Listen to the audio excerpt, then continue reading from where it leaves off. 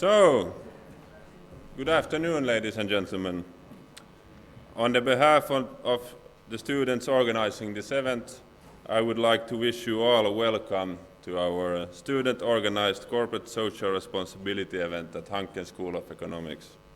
My name is Peter Falström, and I will be your host here tonight. This event is organized as a part of the curriculum of one of our courses called the CSR from Principles to Practice. This year we were 22 students participating in the course. Today we have a great mix of interesting stakeholders discussing a very interesting topic. Our goal is to achieve an open discussion about the challenges and possible solutions for integration to the Finnish labor market. But before getting into the discussion itself, I would like to tell you the story behind these two characters. You have maybe seen them on posters or on our webpage, and then a few practicalities.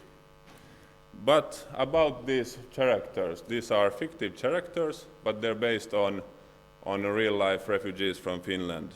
So, the left female character is named Leila. She's a 25-year-old girl from Iraq. She speaks fluent English and arrived in Finland 2 years ago. She has a bachelor's degree in business administration and have worked in the field in an international company in Baghdad.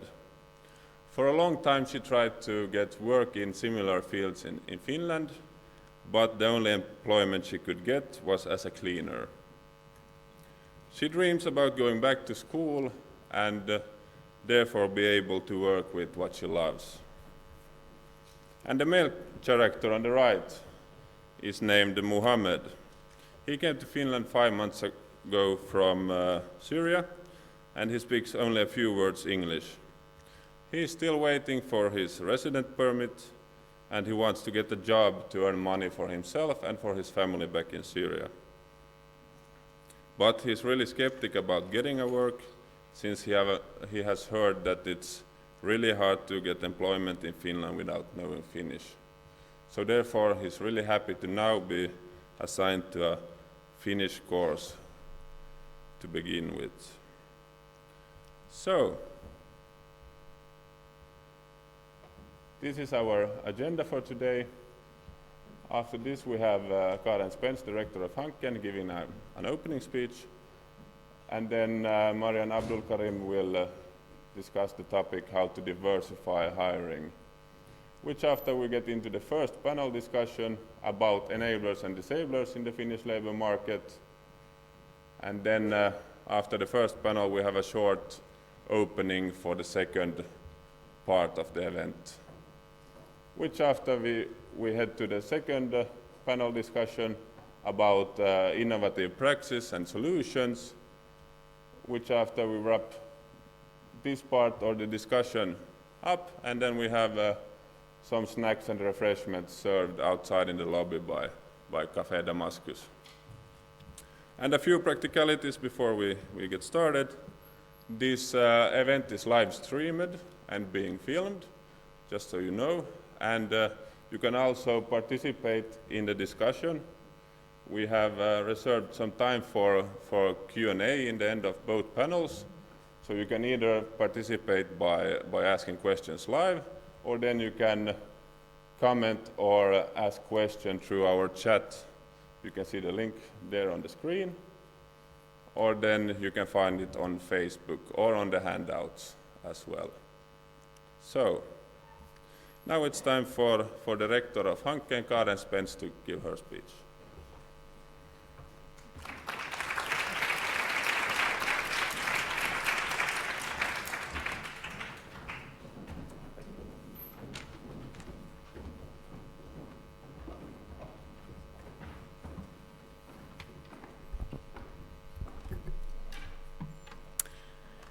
Dear panelists and participants, I want to wish you all warmly welcome to the 5th Corporate Social Responsibility event organized by Corporate Social Responsibility students at Hanken School of Economics. This year, the theme is the Finnish labour market and its capacity to absorb the refugees that have arrived during the last few years. During the year 2015, over 30,000 people applied for international protection in Finland, and in 2016, it is predicted that we reach similar or higher figures. The purpose of this event is to elaborate over the challenges in getting refugees employed and the possible solutions. This theme and what the students have organized today is highly relevant, not only because of the situation described in the theme, but also actually in relation to what we are and have been doing here at Hanken. Hanken has, during many years, actively worked with promoting social responsibility within both research and education. Within research, the Institute of Humanitarian Logistics, HUMLOG, is a global forerunner and a pioneer, as Hanken established the Humanitarian Logistics and Supply Chain Research Institute together with the National Defense University already in the year of 2008. The aim of the HUMLOG Institute is to research the area of humanitarian logistics in disaster preparedness, response, and recovery with the intention of influencing future activities in a way that will provide measurable benefit to persons requiring assistance. What I think is most important here is that at the HUMLOG Institute, we collaborate closely with our partners, for example, the Red Cross and UNICEF, to ensure that the research conducted brings not only increased knowledge, but also practical solutions. This is research with a true societal impact. Within education again, since several years back, Hanken offers a study module in corporate social responsibility, which is open to all students at Hanken, regardless of major. Hanken was actually also the first university in Finland to be accepted as a member and to sign the Principles of Responsible Management Education, the so-called PRIME initiative, which is organized as a relationship between the United Nations and business schools all over the world. The mission of PRIME is to inspire and champion responsible management education, research, and thought leadership globally. In 2013, Hanken was selected as one of the 30 schools globally to become a champion institution. Hanken is also, at the moment, the secretariat for the PRIME Nordic regional chapter.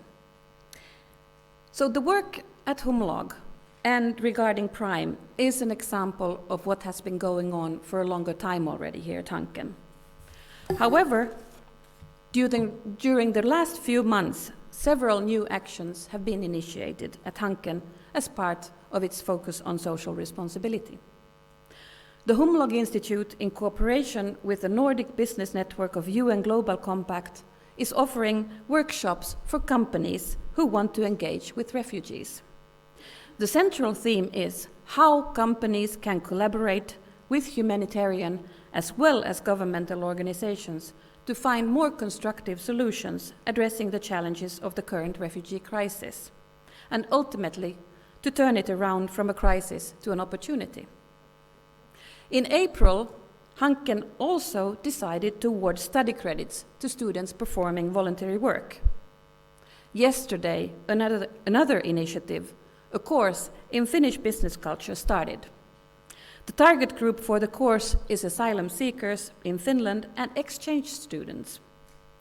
During the course, the participants will get an introduction to the factors influencing business operations in Finland, to the Finnish business culture and management style, and very concrete tips on how to establish and operate a business in Finland. During the course, the participants will also work on a business plan and their CV. Today, actually, another important milestone has been reached, as the names of the students that have been accepted to the first humanitarian logistics track organized at Hanken will be released. Hanken now has a humanitarian logistics track in one of its 6 master's degree programs in English. In May again, The Hanken SSE Executive Education and the mobile service company Funtsi are starting their unique program with the aim to introduce and integrate educated asylum seekers into Finnish working life. The program consists of 4 live modules addressing the Finnish and European business landscape, organizational culture, strategic leadership, finance, and a sales and service mindset. The participants in the program will also have access to a mobile learning service developed by Funtsi and will have the opportunity to take part in entry point mentoring arranged by the Helsinki Region Chamber of Commerce. The program will end in an internship in a Finnish company. Together, all of these things that we are doing and will be doing are part of how we see our increased attention on social responsibility, and many parts are parts of what we call Hanken's refugee commitment. I think this panel is a great addition to this commitment, and my hopes are very high for this event. And I hope that you, dear panelists and audience, will bring forward new ideas and fresh thinking on what can be done in addition to what already has been done.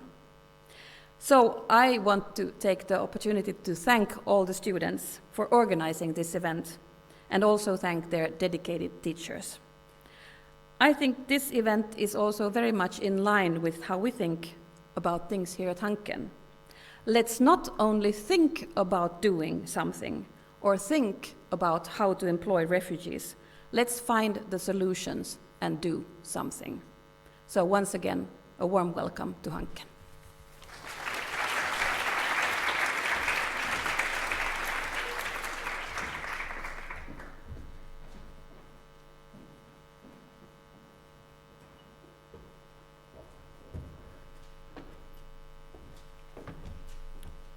Thank you, Karen. Now I would like to give the floor to Marian Abdulkarim, who will discuss the theme How to Diversify Hiring. So, welcome.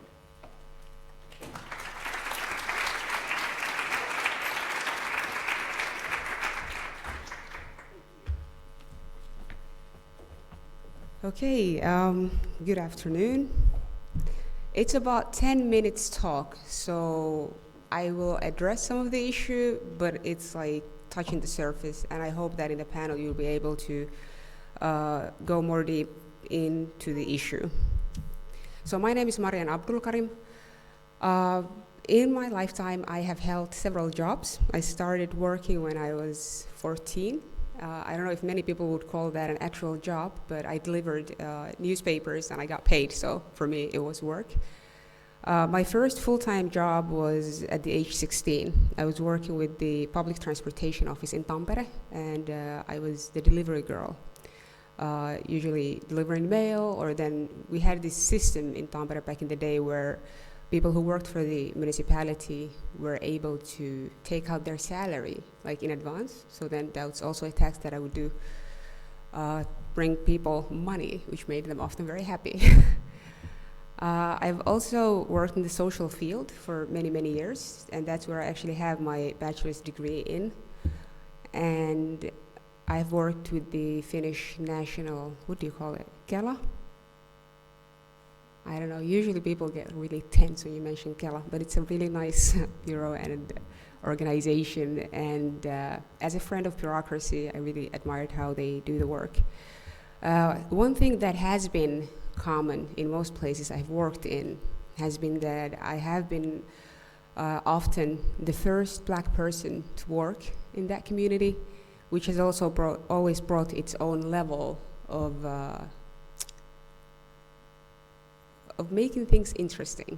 Because in Finland we have an extremely white working life. Like if you look at the Finnish labor market, it's extremely white. It's already segregated when it comes to genders. I mean, one of the most segregated labor markets that we have in Europe. There are clear fields where men work, clear fields where women work, and then there are these subfields where people with immigrant background work. And why I wanted to discuss diversity in hiring today is because I want to look at it from the perspective of us who are already in the labor market. of the companies who are in positions of power, of those who are actually doing the hiring. So there are some notes that remarks I would like to make in that capacity. So when it comes to hiring, we often put a lot of responsibility on the people who are seeking employment, what elements they should have, how they should behave, what skills they should bring in. But the bigger problem that I see why we have such segregated labor market in Finland is that within the work units, there is no clear structure of how to incorporate, how to take in people with diverse backgrounds.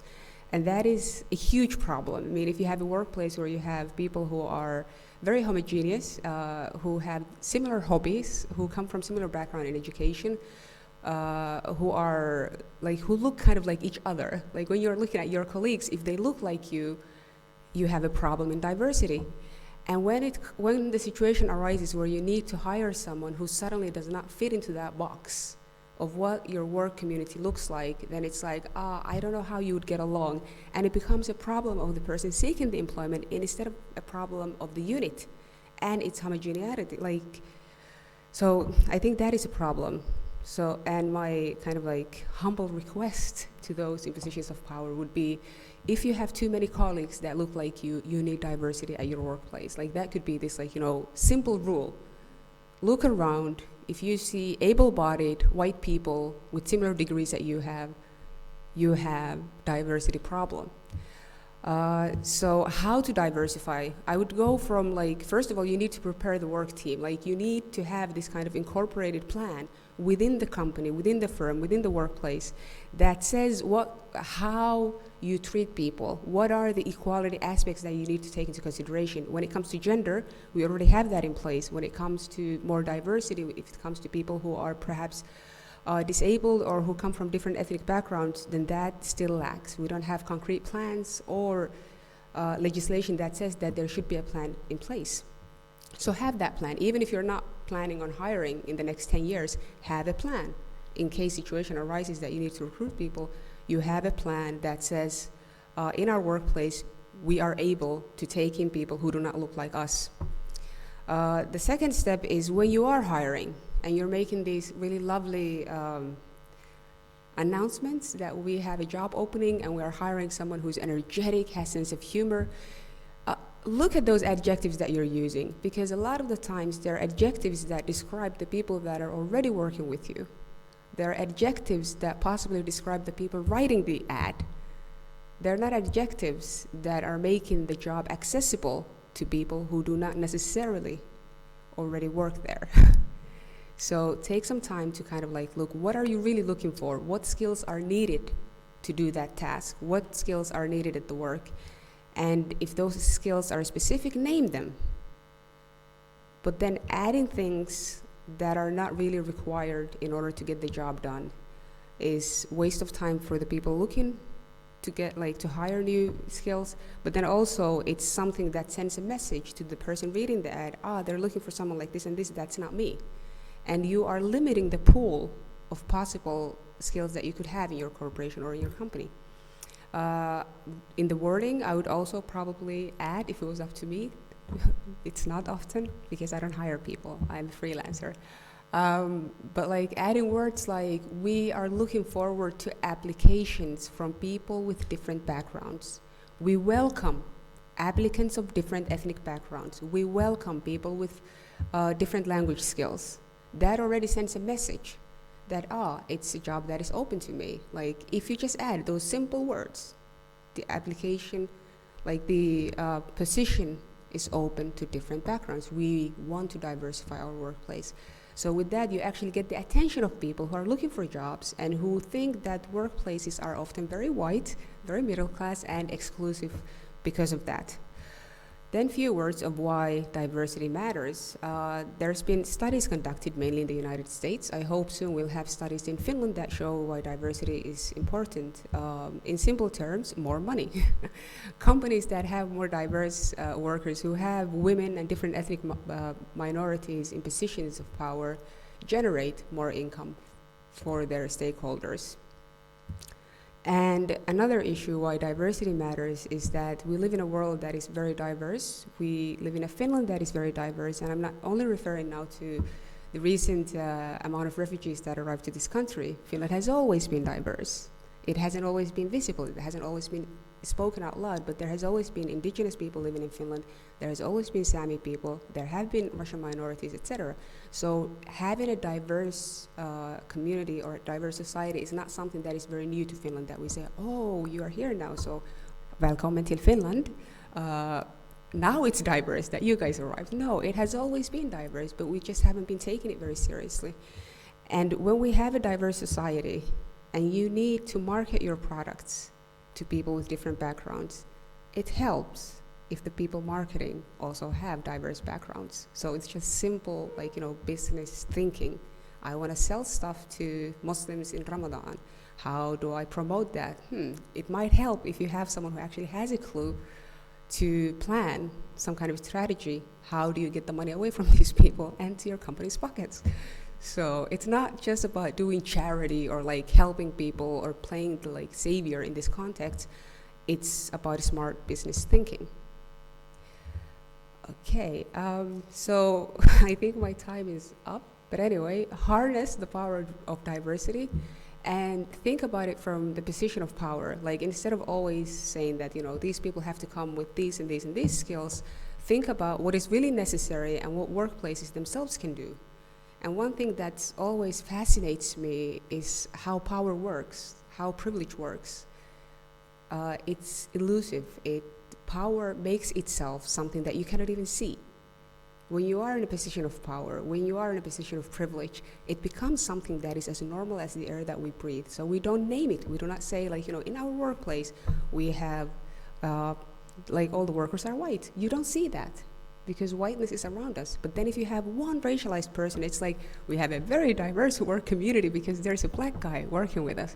And that is not enough. So we need to also start using these terms and like making privilege more visible and make workplaces more accessible. Thank you very much and have a really great afternoon.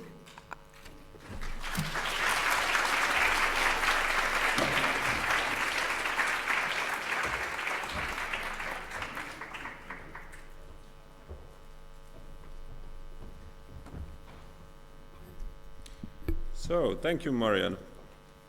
Now it's time for our first panel discussion. Therefore, I would like to ask the first panel to enter the stage. Please welcome Mikko Räsänen, Sonja Hämäläinen, Matti Sarvimäki, and Mustafa Salam Abdalmer, and our moderators, Niina Pyykkönen and Verneri Autti.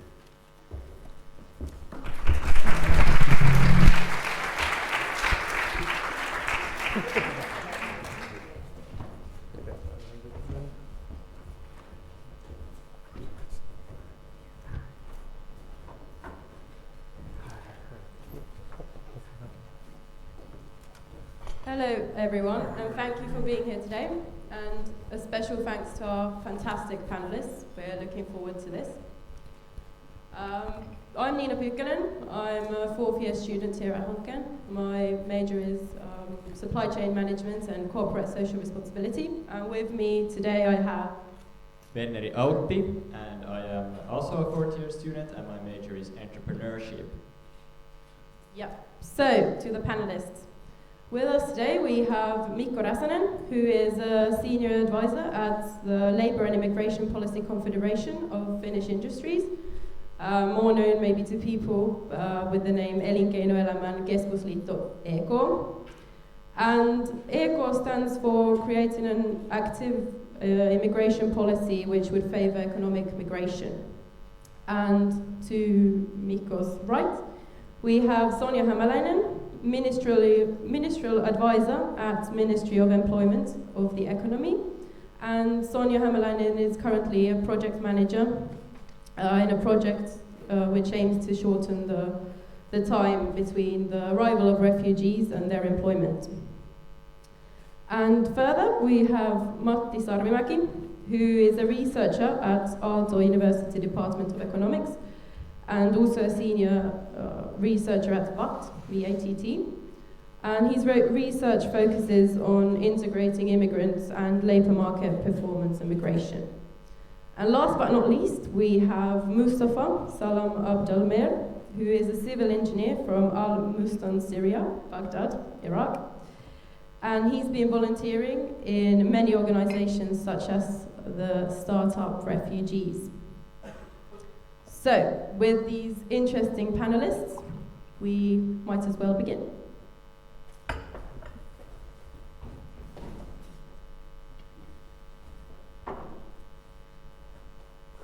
So, since our theme today is integration, this first panel will discuss enablers and disablers in the Finnish labour market. So if you could all start by defining what is integration for you and how you see successful integration. What is successful integration in your opinion? If Mikko could start from there, thank you. Thank you. Can everyone hear me? Is the microphone okay? Okay. Successful integration from our point of view, or starting point, is of course getting people into labor market. As we are an employer organization, we look for everyone, not just migrants, but also Finns to get good education that is useful, and so there's capabilities, abilities that our companies can use, and then sell products. It's just simple as that. Thank you, and if you could continue. Yes, thank you, and good afternoon, everyone. I fully agree with Mikko that access to labor market is actually a key position when it comes to integration, but I think it's a wider question than that. It's equal access to work, to education, and to life in general, even in very grassroots level, when people are in dialogue with each other. So at the end of the day, I would say that it's about sense of belonging, and that sense of belonging is actually, in my view, it is the critical point when one can say that perhaps now I am integrated. It's a very individual process, and definitely access to work is a very key factor in that process. But there are a number of other variables in my understanding, and also just a general open dialogue between various groups that live in Finland is also a key position to that, and attitudes, etc., that you feel welcome. And if Matti could continue. I don't know if I have so much to add. I think Sonia put it exactly right. It's the sense of being at home and being kind of a full member of the society that where you live in. Of course, work is an important part of that for people who are of working age, but we certainly should not limit ourselves to it. I mean, you can be working and not integrated if you don't feel like you're at home. But of course, you know, these are not synonyms, but they're certainly not mutually exclusive. Employment is, for most of us, employment is an important part of our identity and you know, the way to get bread to the table. Okay, but that's all I have for this. Thank you. And Mustafa, if you'd like to continue. Okay, good afternoon, everyone. At first, I thought it's the fastest integration for asylum seekers is through work, because of fastest integration in the daily life, going to work and share their culture things, cultural mentality and language. And now the integration period only for a language for 2 years or more than that. After that, going to a labor market. So I think it's through work, make a training, a special training for asylum seekers, and make integration fastest for them. All right, thank you for these answers. They were quite good. So we continue on that, since it was quite much about working. So what are the most common facts that you think that complicate migrant and refugee employment? You can freely choose the topic of how you want to express it and what area of it. There are of course many parts of it, and it's not one-sided.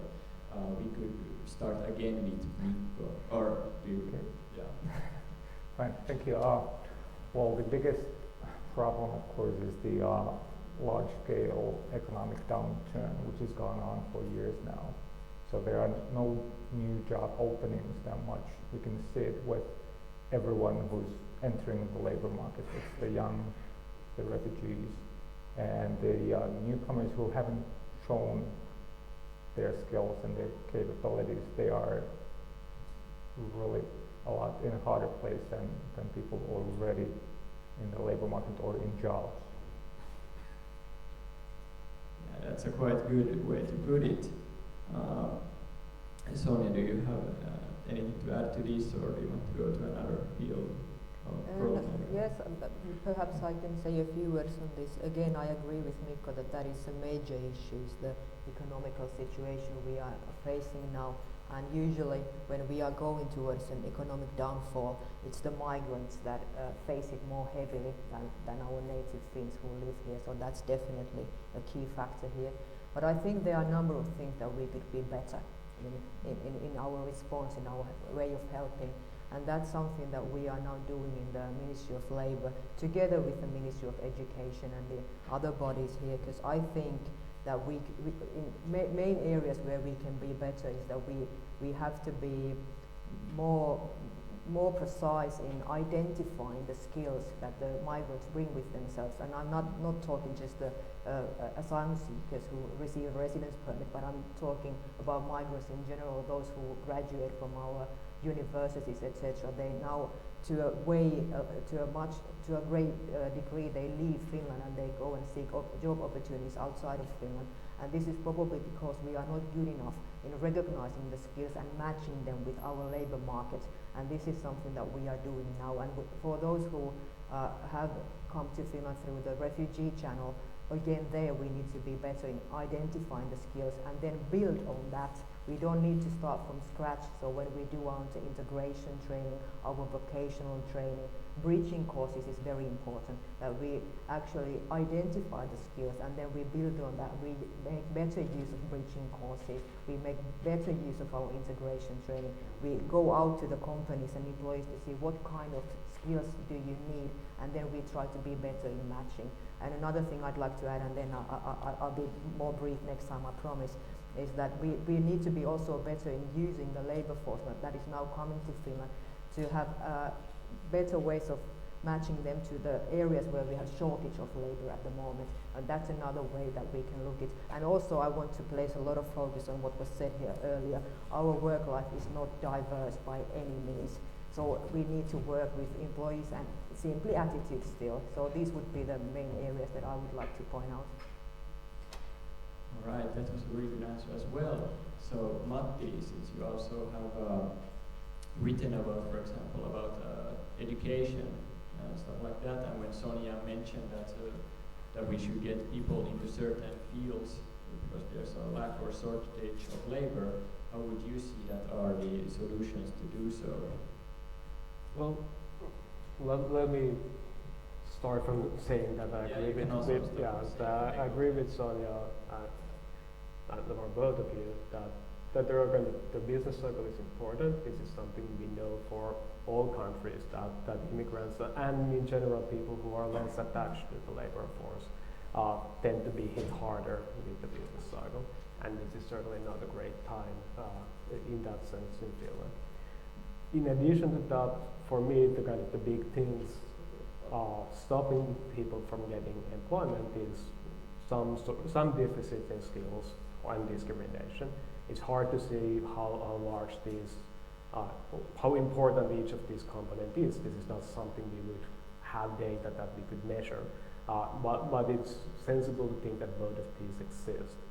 And when we talk about skills, it's important to understand this in a very broad sense. It's not just that you know how to perform a certain task. Skills also include the kind of how to, cope in the work environment.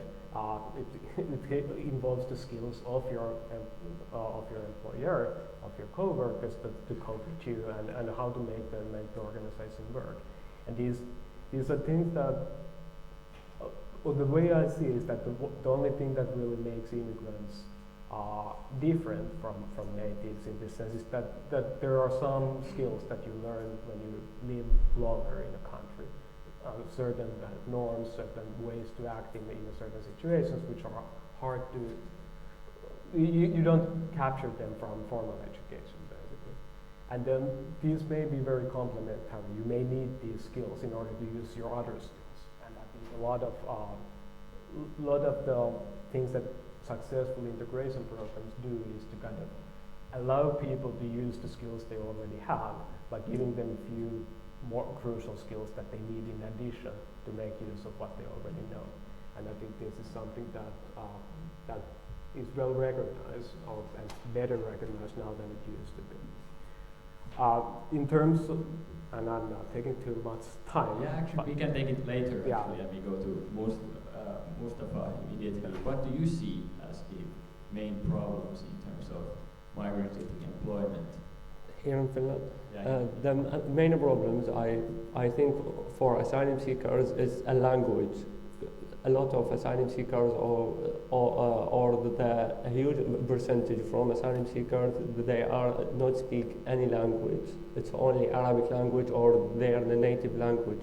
So it's very hard to contact with your boss or your office, but they have professional skills. They might be helpful in the jobs. So we can make a mixture between that or something like that. Thank you. As all of you already touched upon, there's a huge heterogeneous group here with us, or that have come to our country that we could make use of in many great ways. But what challenges do you think this heterogeneity imposes on, for example, education and labour markets? If Mika wants to start again. Okay. What challenges? Well, there are several. The first one and the most obvious one is, of course, the language, because even English is not, enough. Because there are a lot of companies, a lot of workplaces where people don't speak English. The Finns don't all speak that good English. So an answer to this would be to enlarge and have more ways to show your skills at work, at workplaces, sort of short-term practice or periods. That would be one way to show what you can, and it would also show within a company that there are tasks that one may need new people to do.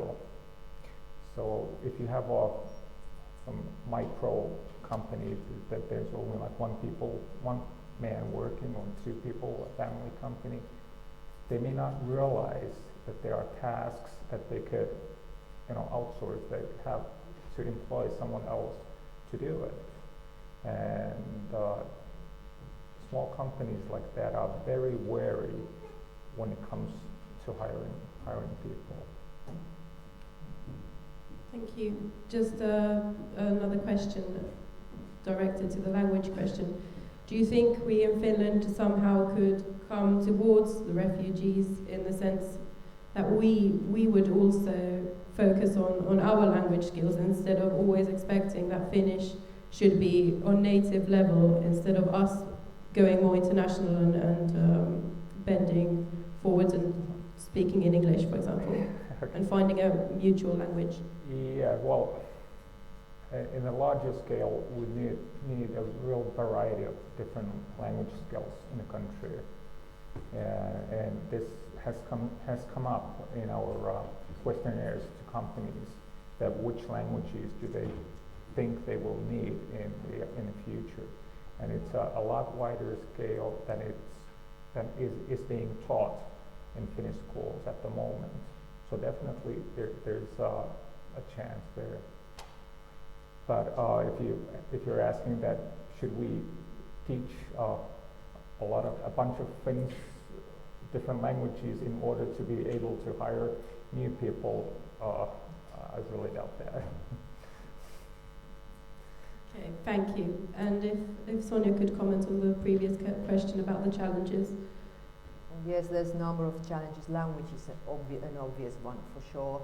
And I think it's maybe in the Finnish work life, since it's not as diverse as in many other European countries, let alone in the States or in the United States or somewhere throughout the world, we are not so used to having these migrants to enter into our work life unless they are already quite fully fluent in Finnish or Swedish. And this is something that we need to bring the threshold way more down, because there's a number of jobs where you don't need to be fully fluent. So we need to mix the pot much more. At the moment, even our own systems, you start with integration training first, where you learn the language, then you go to vocational training, and then maybe at the end of this quite long educational channel, work life is somewhere there. So this, I think, is key. We need to change this.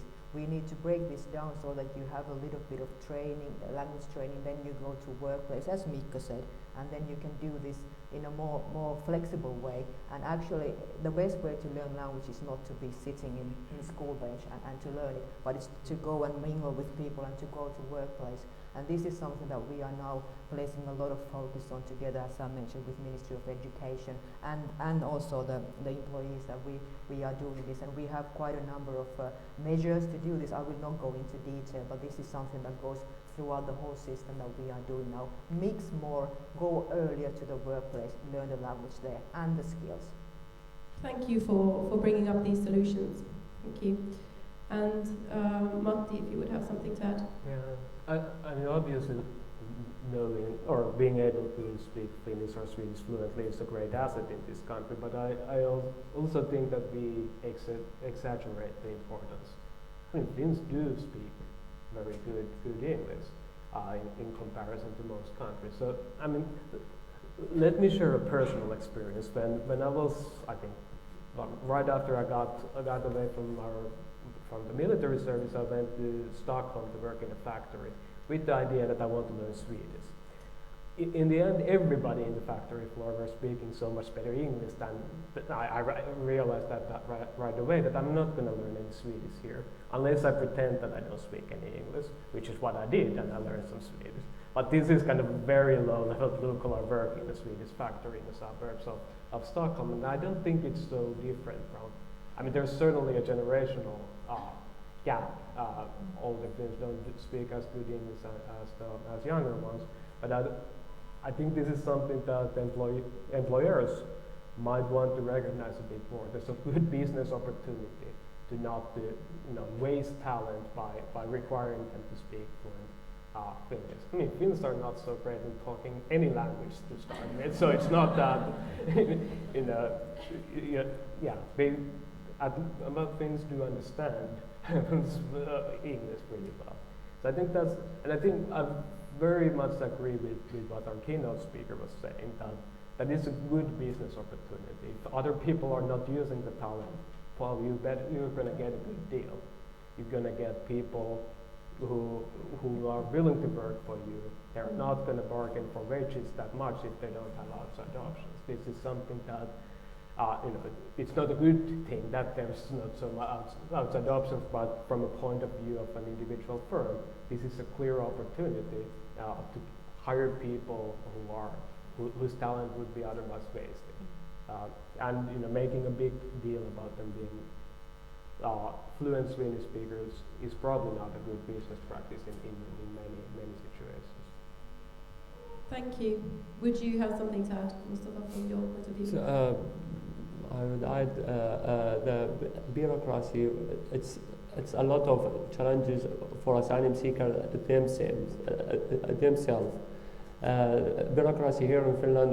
When I come out, for example, when I arrived here to Finland, I'm looking for a job to handle myself.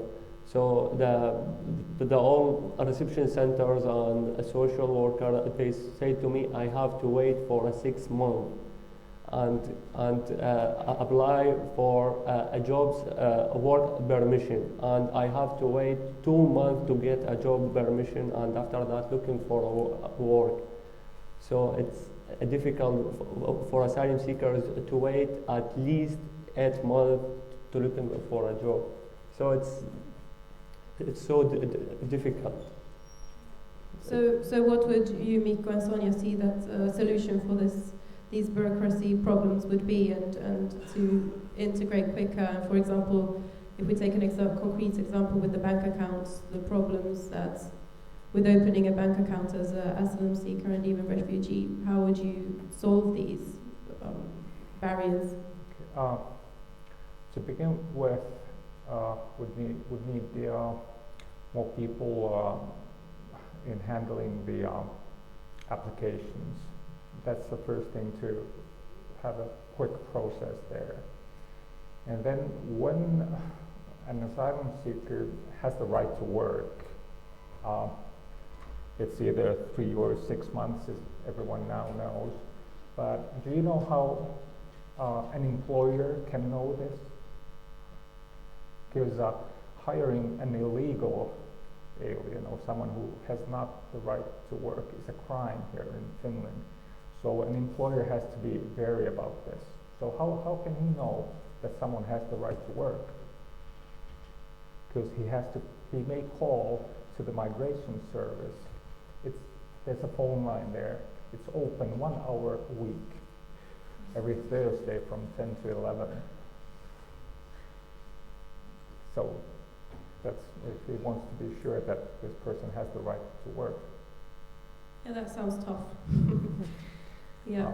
And Sonia, do you have something to add here? Well, just very briefly, that it would also, of course, be very good for the asylum seekers to have access to work, but I'm fully aware that there's a number of barriers, and opening the bank account is not the least one of them.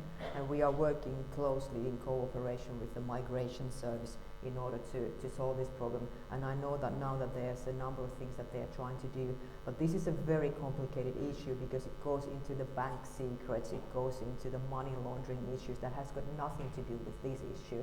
So this is a very, very complicated thing. I will not go into detail, and this is not the only obstacle, obviously, for asylum seekers to seek jobs at the moment. So we would like to do more, but at the moment our efforts in the Ministry of Labour, they go more into the fact after you receive the residence permit, what can we do there? But of course I do agree with the fact that proper integration mindset begins already in the reception centre for obvious reasons. So we do not, it's a critical mistake to see people only as people waiting for a solution. We need to be able to do more also in that period, so that kind of a sense of belonging can already develop there and start developing, so that the ones who do get a residence permit are more able to integrate successfully into the society. So that is of course very, very important. Okay, thank you for these answers. And I believe we have some kind of questions already in the live chat. So Anna, do you have picked a good question out of from? Yes, we have had many good questions, as you can see, but most of them have already been answered. But what innovative solutions are the ministries considering, if we take one of these questions? Sorry, I didn't hear the question. What innovative solutions are the ministries considering? Innovative? Yes. Let's see if they are that or if they are just solutions. So as I said earlier, what we are doing now, we are reforming our integration training. That is probably the most important tool that we have. But it's not by no means the only tool. We are working very closely with the employees, the companies to find out more what kind of labor do they need. We are placing a lot of focus on possibilities to become self-employed, to start a business in Finland, be that startup business or whatever. It's a number of things. But another thing that this is maybe a little bit more innovative is that we do not want to see these migrants, and now I'm talking about migrants in general, not just asylum seekers, but anybody. We do not want to see them as somebody who we need to employ. I think this is a very old-fashioned way of looking at this. We need to see these people also, what can they bring, what kind of innovations, what kind of new ideas, and then from this maybe we can have new business ideas, new startups, new kind of ideas, which actually creates jobs. And I think it's very key that in this particular mindset we work together with the universities, bring universities together with people like Mikko here who represents the employees in Finland, and we mix more. And when we do it like this in a more mixed way where we learn from another, we can have new ideas and bring more economic growth to Finland with this migrant population. So it's not as much as it's seen now in the public debate that it's a challenge that we need to solve. What if it's an opportunity that we can make most of? Yeah, that's a good standpoint. The next question is about enablers, and as we have already mentioned, a lot of like the practice opportunities and so forth, but could there also be incentives given to the companies that hire more diverse people? For example, could there be tax reduction, or could they have, for start, lower wages, as there has been discussed quite a lot, or anything else that could, make it, so to say, less costly for the companies if they see if it's some kind of risk or why they don't do employ otherwise. And we could, for example, start now with Matti.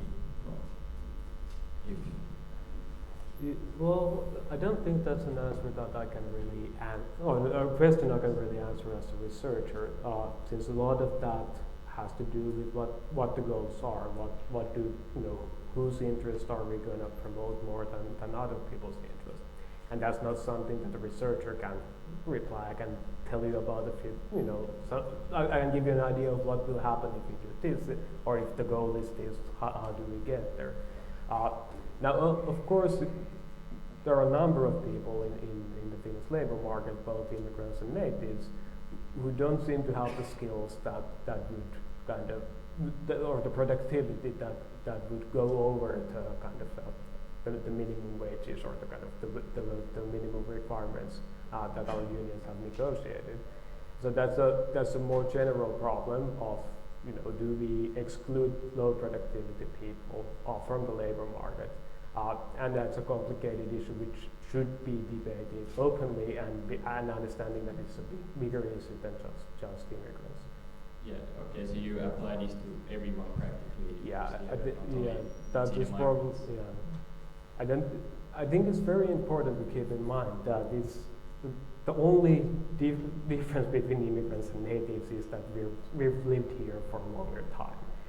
So coming up with which is kind of a very specific, if you're an immigrant, you will get this subsidy or that subsidy, might not be a sustainable approach. Of course, having said that, the kind of targeting on skill deficiencies that you need to get language skills, we need to have good language training for adults who don't speak any Finnish. That makes a lot of sense. But then it's not clear what would happen if we would have kind of dual legislation for natives and immigrants. There's a lot of unintended consequences, I think, that would come out of that. Yeah, that's what the implications of people say these. But how about you, Mikko? How do you feel about this, since you are from ECO and maybe you are more prone to answer the question? A heated, loaded question. I'm not a big believer in pay subsidies, because you have to be really careful when you're using public money in order to hiring someone. It has to be really well targeted. As for pay cuts, did you know that in the mid-90s there was a collective agreement that allowed companies to pay less for the young people? It was 10 to 20% less. But it wasn't really used. And we had this discussion some 5 years ago with the Youth Employment Committee and within the employers that that's really is not the point. The point is, if someone can do the task that is within a company, it's just right to pay what he earns. It's not the point. All right. Then we again had a question from Twitter, as I understood. Yes, we can continue. What? Yes, we could continue on this, what Matti said. Do you think that this would encourage employers to hire? Like, it has been a kind of problems, but do you think that if they got this solution, that would be kind of a way to make companies hire more? If you can pay less for someone to do the same stuff, well, it's easy, of course. Anyone would, if you want to buy this class for €5 or this one for 10, which one will you use or choose? That's obvious, but is that the right thing to do? Well, I think the thinking behind it is actually that many times when people seek employment, they have people, for example, who recommend them, and they have some kind of networks that then gives them more than just their pay, that they have some kind of goodwill there that perhaps the migrants do not possess. Yes. So in that sense, I think the thinking behind it is that lower the threshold, since you, for example, native Finns maybe have lower threshold because they have people who can recommend and knows them. Perhaps they even go to work to somewhere where they know people already. Yes, well, as you know, most of the jobs are filled not through public hiring, but it's just someone who knows someone, and then they are interviewed. That's just how it goes. Yeah. So, but then it could be argued that in one sense the migrants have not access to that way of getting a job, or actually I could ask with the same thing with Mustafa, that it is probably hard when you come as a migrant and you don't know really anyone, at least anyone from the society, and then get employment since you don't have this access way that you know somebody who will recommend you to a workplace. So how do you feel about it? Is it then good that they, for example, lower the threshold in other ways to sort of compensate the hiring of a migrant compared to a Finn? For me, it's very hard because when I arrived here, there is no one to recommend me or advise me. But I found it's some organization which worked here in Finland community. I going through it and integrated fast I could. So as a volunteer in this organization, we would take a responsibility to advise another immigrants or recommended them and training them as we could to go through a labor market. But it's really difficult to go through that. Yeah, but in one sense, you also got the possibility when you go to volunteer, you have the possibility at least to build the networks, which will then perhaps yield later on a job elsewhere, perhaps. So, yeah, it's a tough question, but maybe we could go forward from this since it's quite open-closed. Yeah, so on this note, there was a question from the audience about the difficulty of even getting an interview for a job, since many look at the name and there's been problems with just you look at the background and the name and there's sort of a racism even. So how could this be helped and made easier?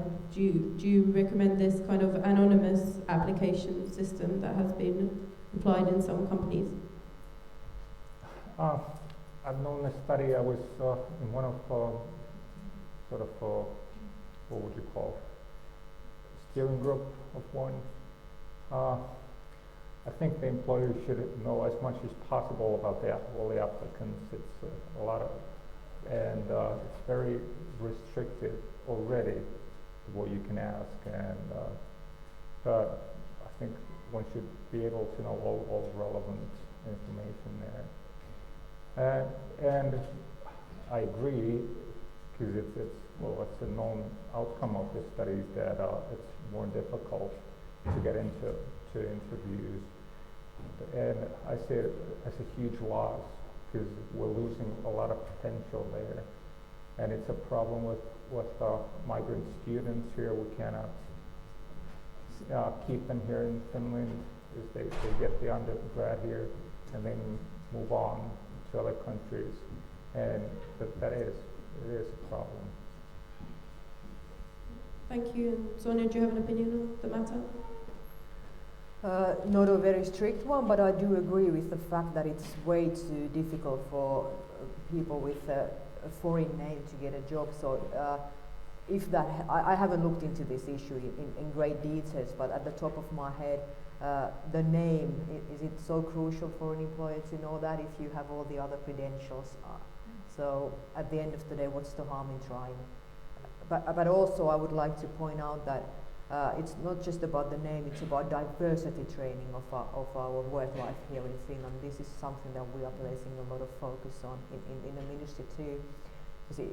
We have to be able to change this idea that you have to be, I'm not saying that this is the general idea, because I have been in dialogue with a lot of companies, and I have to say that it is also a little bit one-sided idea of the Finnish work life, that it's always discriminating against people with migrant background. I'm not mentioning any names, but I have had really good discussions with major employers in Finland who quite the opposite, want to be building diversity talk and engage in diversity issues in Finland. So I think maybe the tide is changing a little bit, and we need to be there to give it a little push. If it's a CV like that, yeah, maybe we go for that, but dialogue is key. We have to talk about these issues, and then maybe in a couple of years we'll be way forward from where we are now.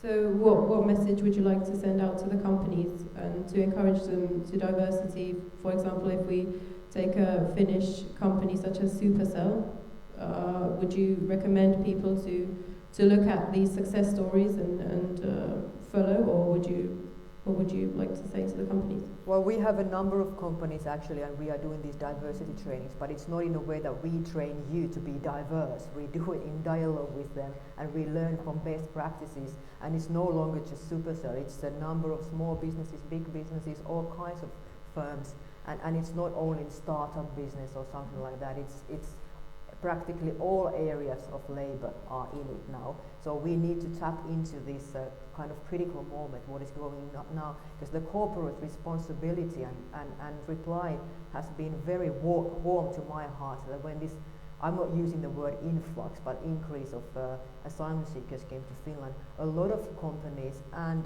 your institution and other people contacted us, hey, what can we do to help?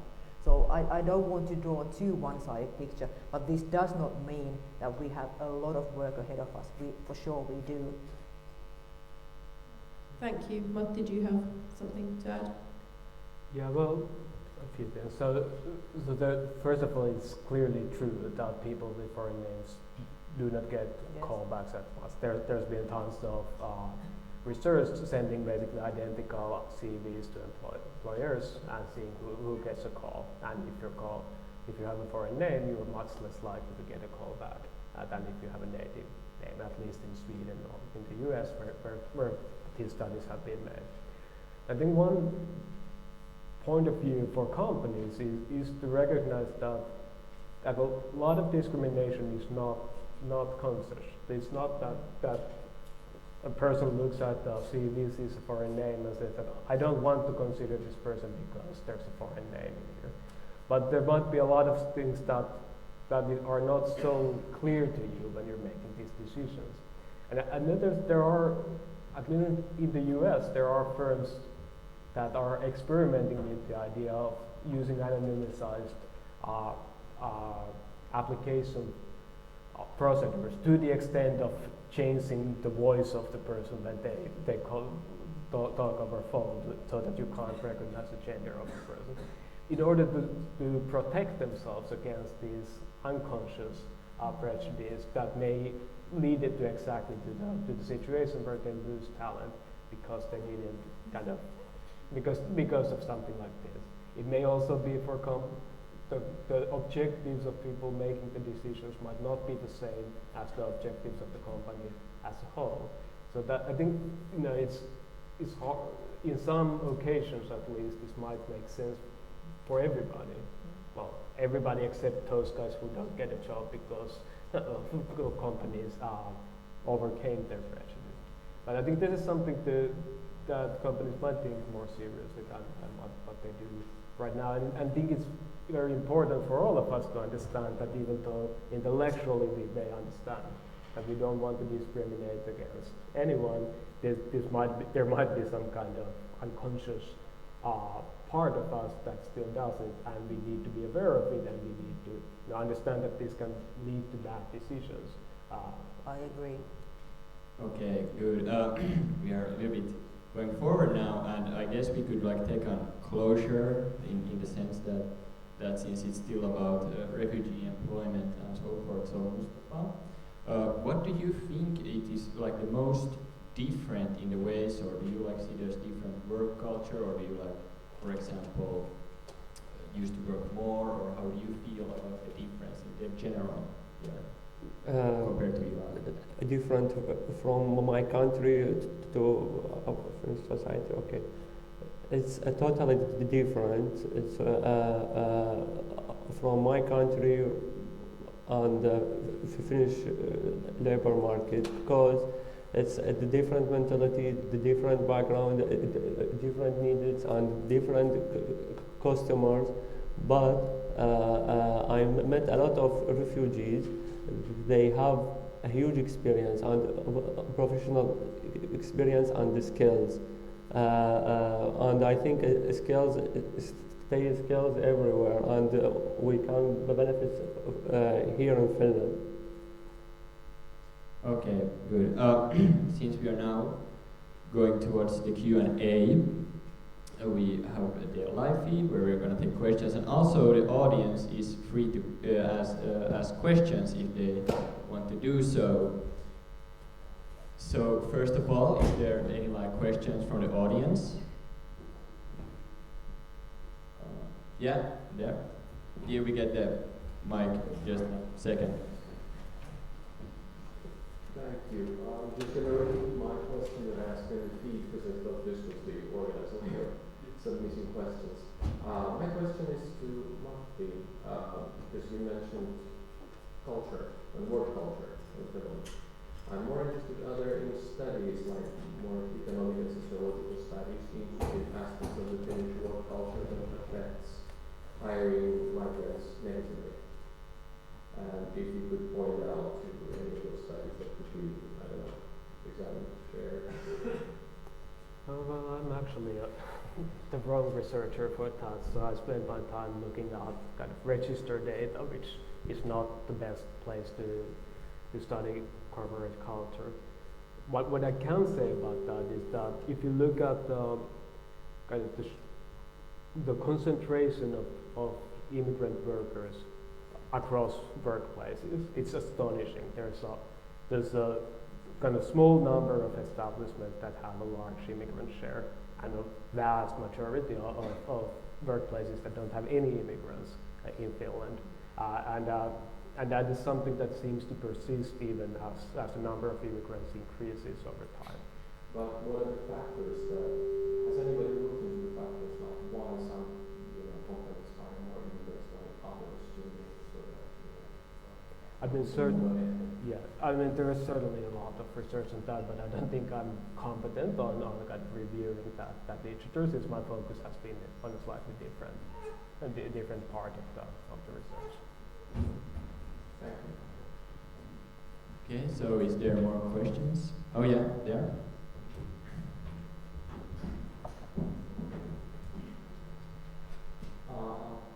My question is to Mustafa, as you mentioned previously, you are a volunteer in several organizations. How about increase your level and integration through the Finnish community through this voluntary work? Okay. At first, when I arrived in Finland, I found I couldn't do anything. I can't work, I can't study, I can't do anything. So I found finally I will do something I like. It's a voluntary work, so I go through some organization like the Shortcut Startup Refugees, and I will learn a lot of things, a lot of skills. I contact with the Finnish community as well as, and I learn a lot of things, and we help asylum seekers to integrate faster as we could, and I get a huge experience from that. So maybe I integrate from these organizations. Okay, great answer. Do we have more questions? Oh, yeah.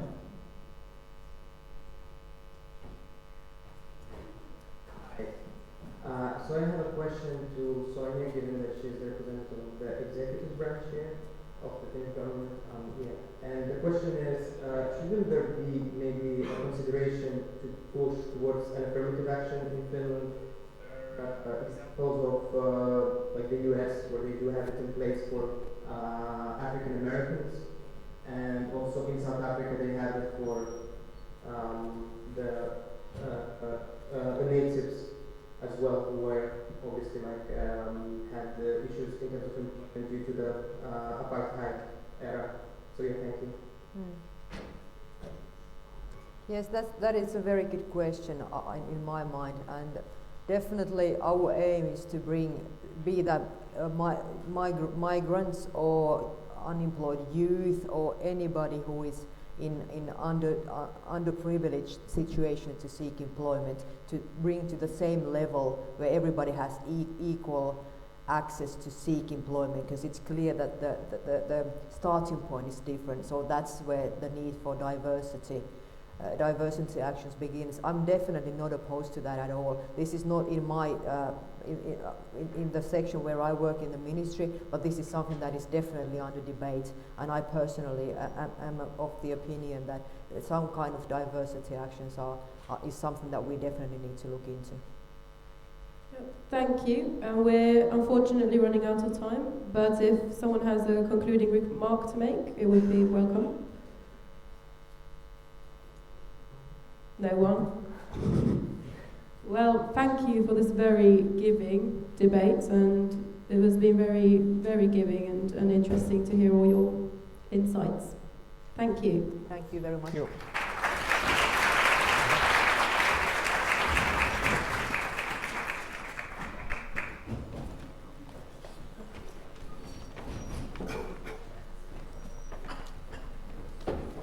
So thank you for the panel, and thank you also the audience for all the interesting questions and comments. We have now the opening of the second part just before. Yes, we have no break. We're moving right away to the next part of discussion, starting with a short video introducing some of the students have interviewed refugees and asylum seekers and filmed the answers. So this short video is an opening for discussion.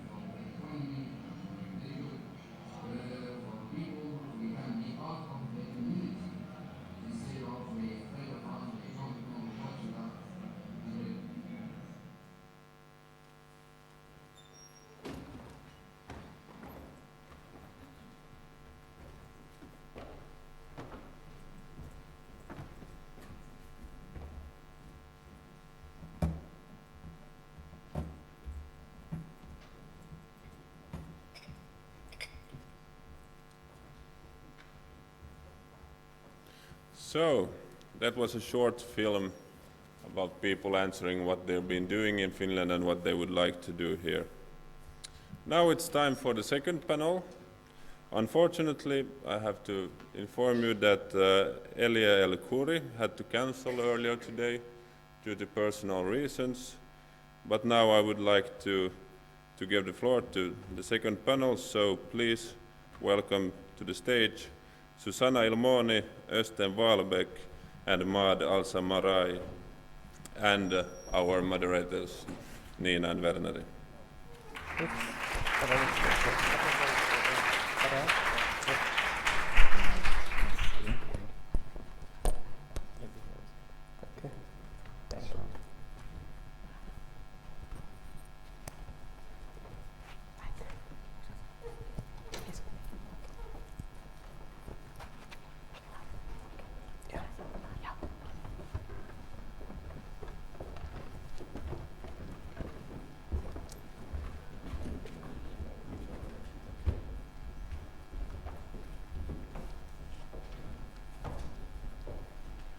First of all, I'd like to thank you, everyone who was featured in the film, and fortunately we have some of you here, so thank you for coming.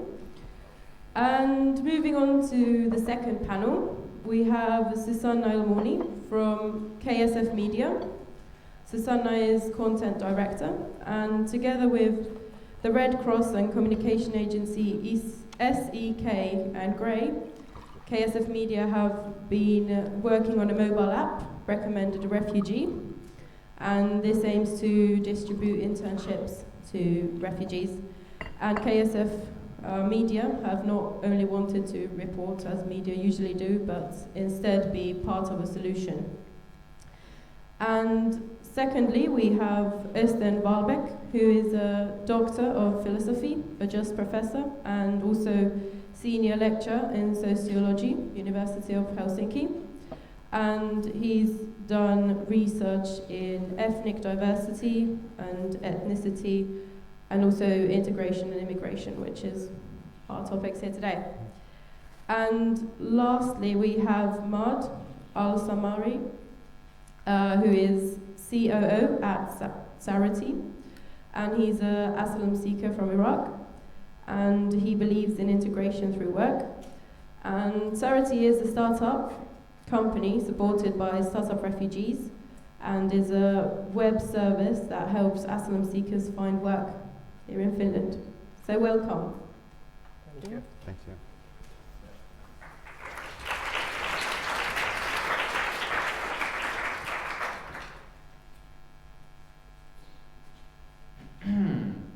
So, as we heard from the last panel, that usually integration is defined as that people get a job and they feel whole, and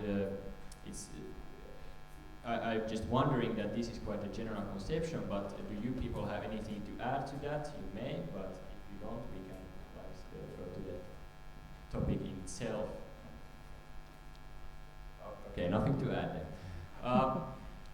So just in general, what kind of solutions or innovative stuff you have seen at like the scene that should help the integration of migrant and refugees, that help them to get the job? Obviously, there's the apps that connect the skills with the employer and try to build up the social capital. But do you have noticed anything else that has tried to mitigate the problem or the challenges, or speak?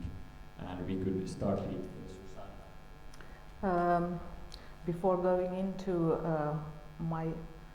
my company's solution, or one concrete solution, I would start with the mindset of people, in that sense that I think we have a huge opportunity to see these people that come here as an asset, not a threat.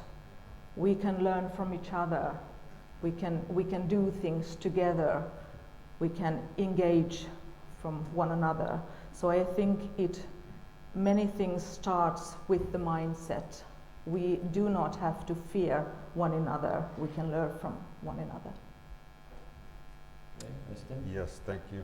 Yes, I completely agree, and I think these videos really showed us very well, I mean, what type of asset we really have here, and how important it is that we really try to do something about this very difficult labor market situation of refugees, and I think really we need to understand also, I mean, the whole scale of the problem. We really have people that have managed to travel across half of the globe to get here, and are really resourceful and really have good social connections that they used in order to get here, and then they end up in Finland and end up as clients for the welfare state structure, and they are sent from one integration course to the other, and in the end they find it really difficult to get a job, even if they have been taking part in all these integration measures. And for example, I looked at one of the recent studies of unemployment among actually there's no studies about refugee status as such, but there are studies about different nationality groups, and one of the more recent studies actually indicated that the unemployment rate among Iraqi nationals in Finland is 65%. So this is the scale of the problem we have here, and the waste of resources. Yeah, we will actually come later to that, but you discussed those great statistics and stuff like that, so we will come back to that.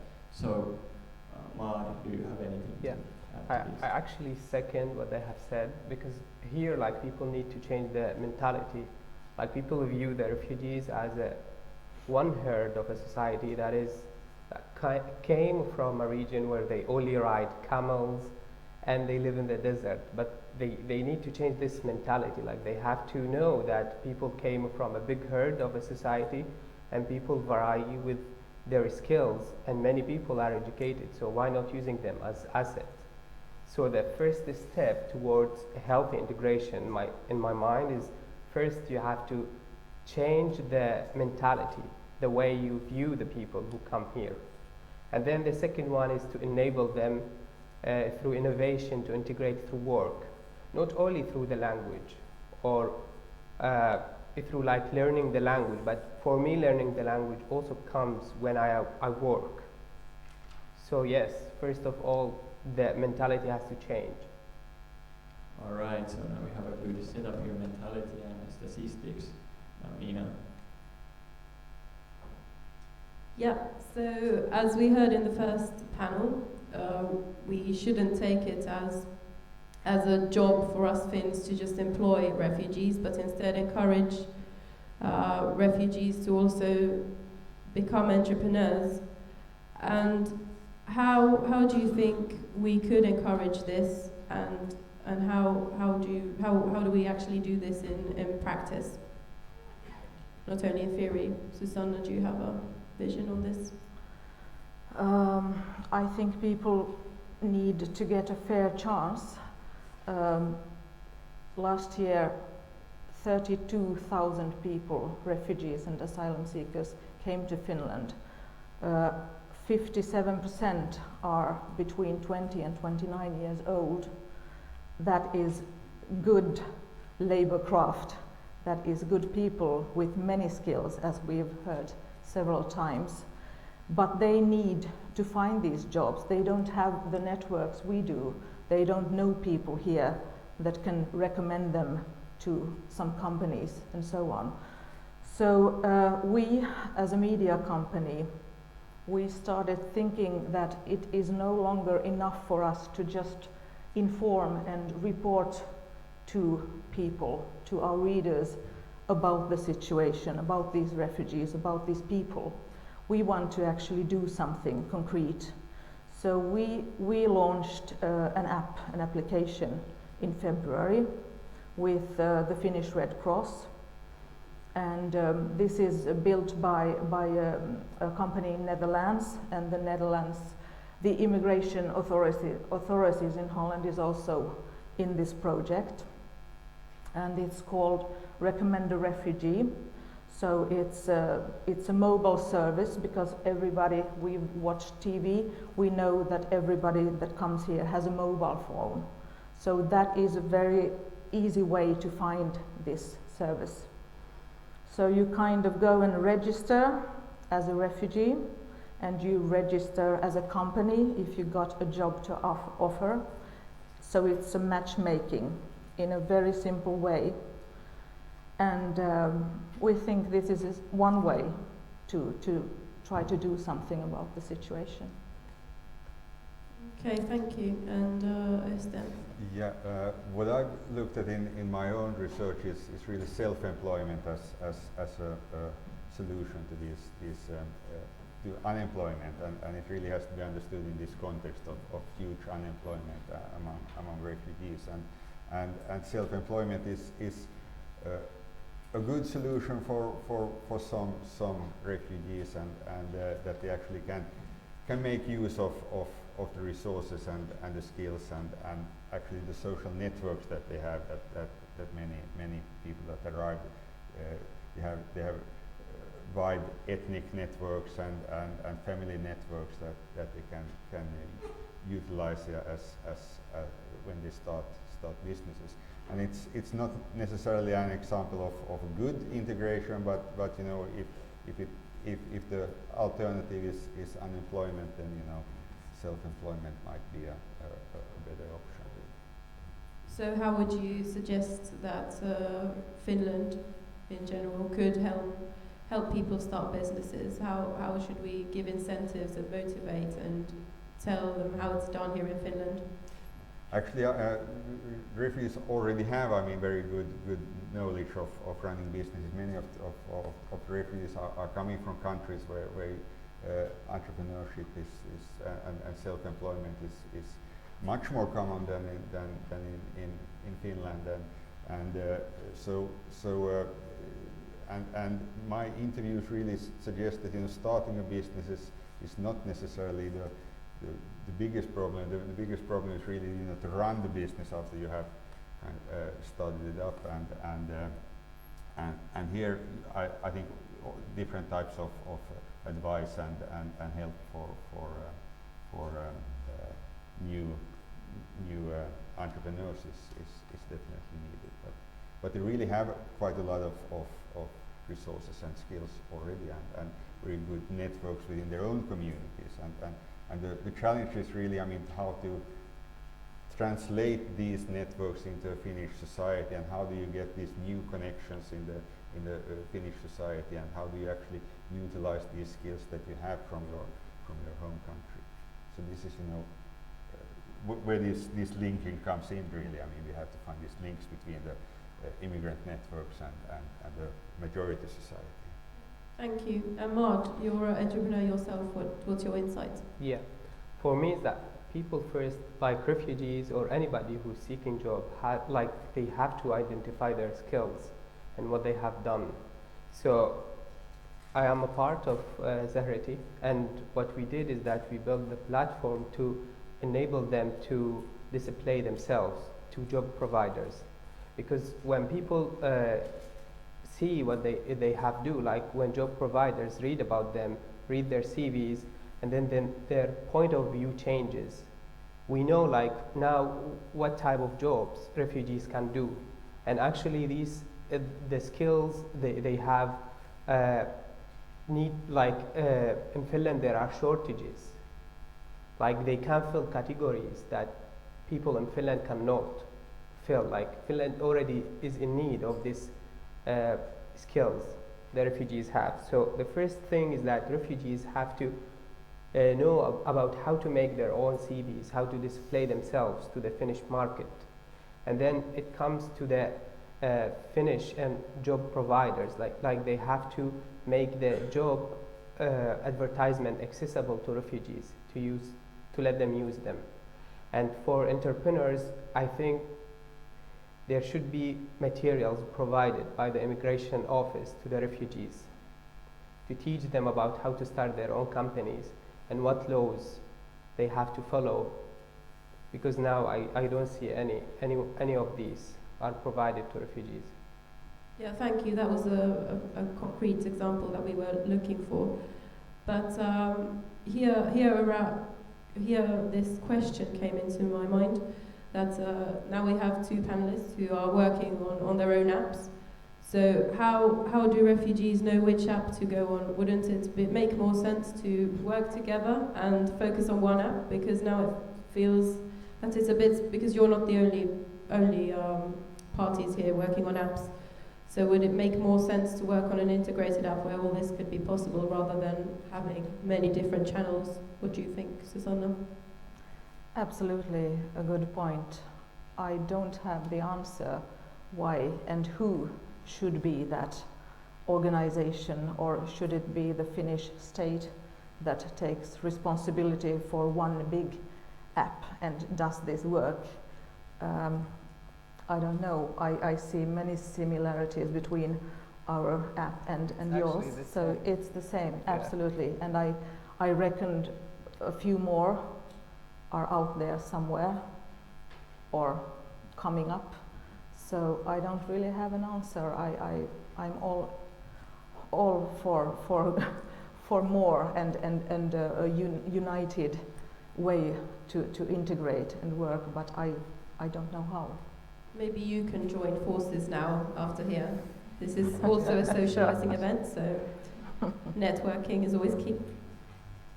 Actually, I was thinking about, since one of the earlier questions was about should entrepreneurship be like encouraged to migrants, and in case yes, how to. So Maud, when you still have like this, of course, cross-cultural experience that you have lived in Iraq and in Finland, and also been an entrepreneur here.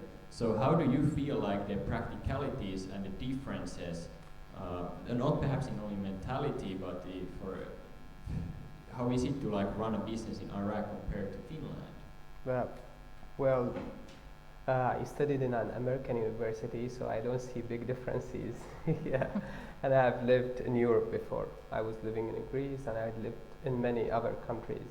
So the only difference is that people of Middle East, maybe they choose one path and they want to finish it. Like if I study engineering, I would like to only find a job in engineering, and that's it.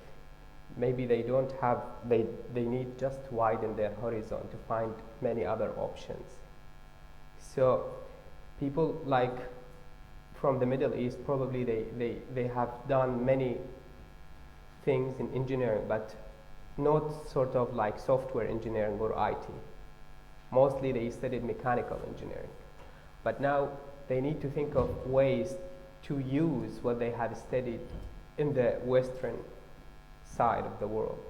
They could work together with IT companies, with software developers here, to take the finished goods and industry outside. Yeah, actually, that's also one of the thoughts and ideas that have been on display. That these migrants could be, in one way, a very useful asset in terms of, for example, internationalization and going to these and expanding business to the countries where they are from. So this is, I was thinking of Mar, but I will also ask you others that how do you think there is possibilities in this sense? Can start with us. Yeah, yes.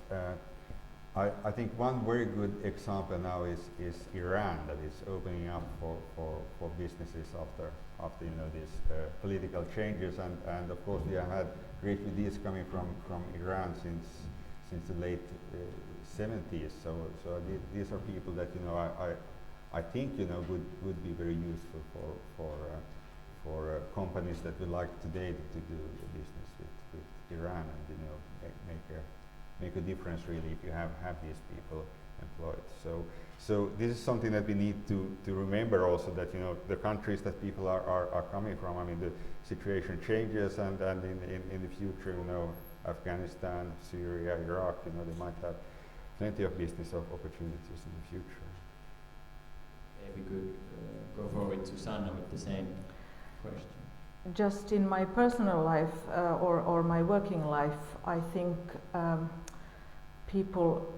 I get so educated just by the fact that we at the moment have, for example, 2 Russian ladies as trainees at the company. We have a blogger from Iraq, And just by talking to these people, listening to them, hearing about their lives, their stories, that is also very mind-opening and educating. So as I said, we learn from each other, so it's very valuable for companies, I should think, that want to do business in other countries to engage, just as Mariam started off with, just to look at diversity at the working place. It is very valuable for a company to get those things of people, those people in there.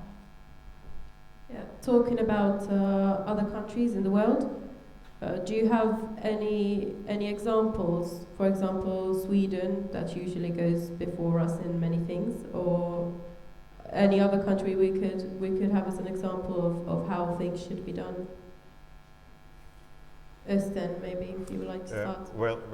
My own research, I mean, it has been based on entrepreneurs that already have succeeded in establishing their businesses, and the way they actually use these type of transnational connections quite a lot, and they learn from experiences for example, I mean, I've interviewed Turkish entrepreneurs in Finland who are active in this restaurant business mostly, and it's quite clear that they have learned from how these businesses were working in Sweden and Germany. So in this way, there is information coming from through these different networks within the immigrant community. So I think we shouldn't forget these more informal contacts as well, and so that's the part I've been looking into, but yes, that's my comment. Susanna, would you like to say something? I don't know if I'm not a researcher in that mind, so I don't know if I can contribute. But yeah, I was basically meaning here that, for example, when a asylum seeker comes to Finland with a high university degree, here they would have to, for example, a doctor's degree, they would have to take it all from the beginning, whereas in Sweden you can compensate from what is missing. So what do you see here? What would be an innovation here from Finland's side to make this compensation possibility possible, and to give credit for the degrees that already exist from other countries? Östen, maybe? Yeah, of course, there's really plenty to do in that field, and if you are talking about the degrees, then it's probably up to the universities and the ministries to look into these issues.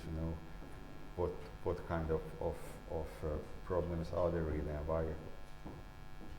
But this is, I think this is a rather tricky question really with these degrees, that you don't really know enough about these universities and so on. So it's yes, I haven't looked into that myself.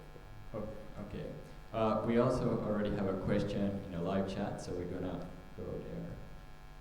Yes, we actually have a few questions here, but what I picked from here is these apps you have, especially Recommend a Refugee. Do you have any data on how well it's succeeded, and how have you marketed it to the companies and to the refugees? Sure. Today, to this day, 90 refugees have registered, and 77 companies, and 20 job offers has been made. So this in a couple of months. So of course we're hoping for more, especially companies that can offer these jobs. And I have to point out now that these are trainee jobs or volunteer jobs. They are not actually in that meaning jobs, but you can get an insight in the company, you can get to learn Finnish labor market, you can get experience in that way. So it's very valuable, I should think.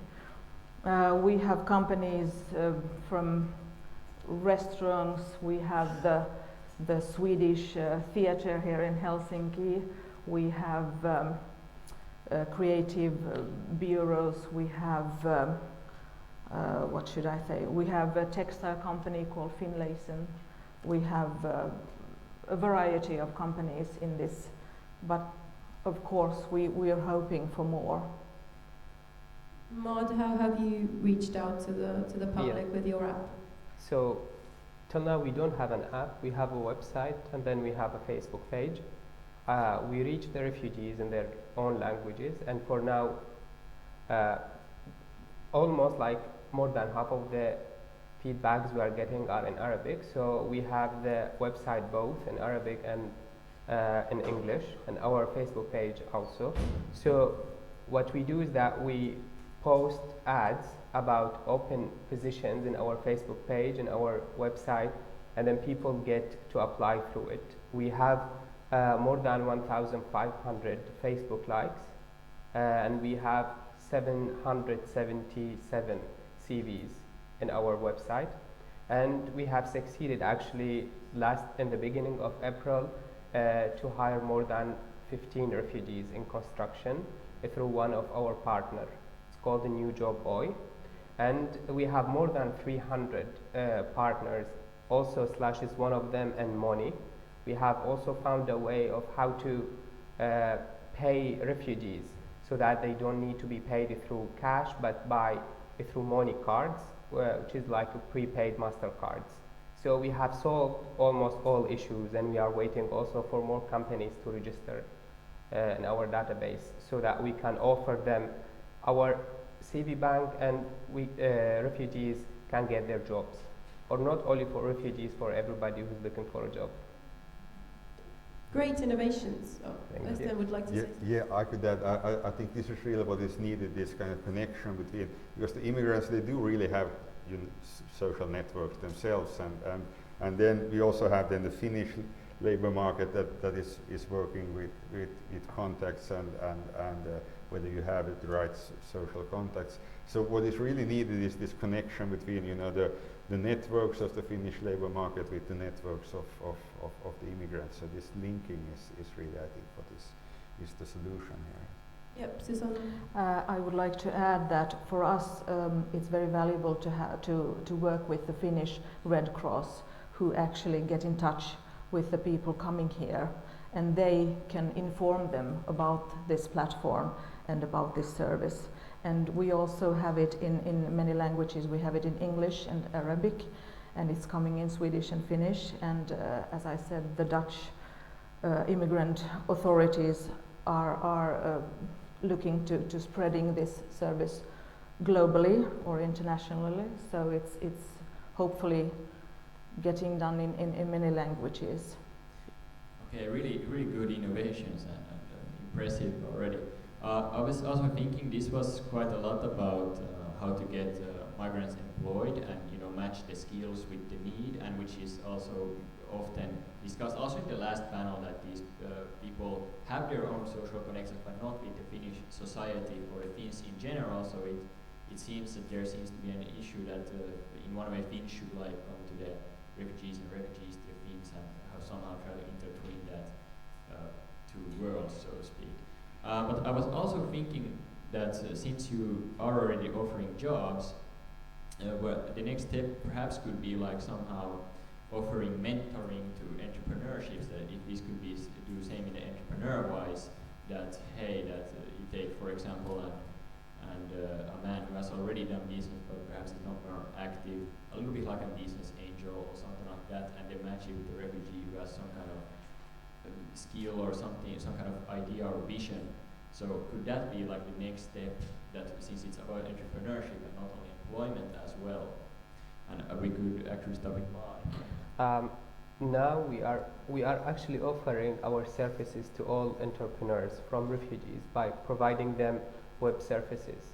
So if a refugee has an idea and they want to use the internet, we are ready to supply them with the technical needs. But we have our partners, Startup Refugees, and they took this on their responsibilities to deal with the entrepreneurship issue. That's really good, and we could perhaps go forward. Yes, well, my study of Turkish immigrants actually indicates that these apprenticeship programs have been very significant, and those programs that are already existing in the employment offices, whereby unemployed immigrants then can get these short-term apprenticeship positions within these immigrant companies, and so learn the trade this way. So it's definitely something that is worth to put more money into these apprenticeship programs. Okay, Susanna, do you have anything to add to this? Well, I could say working for a media company, of course, we have the power to present these people, these stories, these innovations. We can do articles about them. We can, in that sense, make them visible, as we do, because not only do we have this application, we of course also do a lot of content, a lot of articles, videos, stuff about these people. And working for the largest Swedish-speaking newspaper in Finland, Hufvudstadsbladet, HBL, we have the opportunity to actually make an agenda of these questions and of these innovations, and that we are trying to do that. Thank you. So if we take 2 questions here from the audience. So here we have a question that the previous panel mentioned the language as one of the main barriers to integration. Have you found an innovation way to overcome this problem we have? Have you got any insights? Have you given this a thought? Mad, do you have anything? Could you? So what is the language was mentioned as a barrier and a problem by the previous panel. So how could this be, for example, in an innovative way, be seen as something positive and something? So now we have managed to get partners who don't require Finnish, because there are some work fields where Finnish is not needed, like the labor force you imported from Russia or from Estonia or from other countries, and they use English to communicate. So we managed to get these people employed right now. But for the future, we are also thinking to go internationally, and we already have our partners in Sweden, Denmark, and in Germany. So we aim to use English, but also the local languages. Great, that's really good to hear. Esther, do you have something? Well, to learn language, I'm of course, to learn it in practice in the labor market is efficient, and I think sometimes it feels like we are putting too much into these different types of integration courses and language courses, and people spend really a lot of time in these integration courses before they actually get into the labor market. So I think we should perhaps try to shorten the period of before people actually get into the labor market. So. Yeah, here you mentioned the labor market, but as we also touched upon entrepreneurship. Yes. So here was also a question about how do you get this social capital, and how do you integrate with, if you become an entrepreneur, instead of staying within the networks you already have, how do you then learn the language and get more local networking done? Yeah, to be self-employed. I mean, this is actually a two-sided issue, and we have to understand also that it has both advantages and disadvantages in terms of integration to become self-employed. Of course, you get a job and you get a social status as an entrepreneur, which is very important, and people in these interviews, people always tend to be very happy about this social status that they get as an entrepreneur. But you don't necessarily make a good living out of being self-employed, and there might be a whole quite a number of obstacles in your way of getting integrated into the general labor market by being, in some kind of closed ethnic businesses. Yeah, so it's two-sided. Yes. Yeah, this is something that can be identified. That in case they always go to certain jobs and certain circles, it will actually not. The word integration it's another meaning. It just then means that you're not perhaps dependent on a social welfare or government aid. But then again, you had a flip coin that if the way they can get job is to go to their own like ethnic groups and work in, let's say, the restaurants or certain areas like the construction works or stuff like that, it will actually seem like create, or especially you perhaps have an insight on this, it creates an not maybe a class, but kind of a determinant that. Yeah, this is definitely a danger that you get caught in these sometimes quite marginal business areas, and it's really difficult to expand, and you get caught up in these kebab and pizza places basically that we are talking about in the restaurant sector, and it's really difficult to expand and get out of that. But for me, this is not necessarily the case, because, for example, information technology coders, they have their own language, which is international. Yes, so it depends. So yeah, it's a heterogeneous group in the end, so there's a lot of different aspects. I think it's actually already time for a bit of Q&A, in the sense that time is going. So is there any first questions for the audience?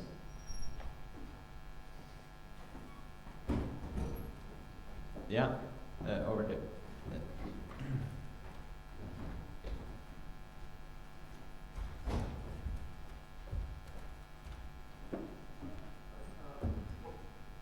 How do you promote gender equality in those projects that you are working in, or is it just given that women and men get the same chances to work? Do you want to start? For us, we right now what we are doing is that we are matchmaking between the job providers and the job seekers. So we look at both genders equally. Okay, is there more questions? Yeah?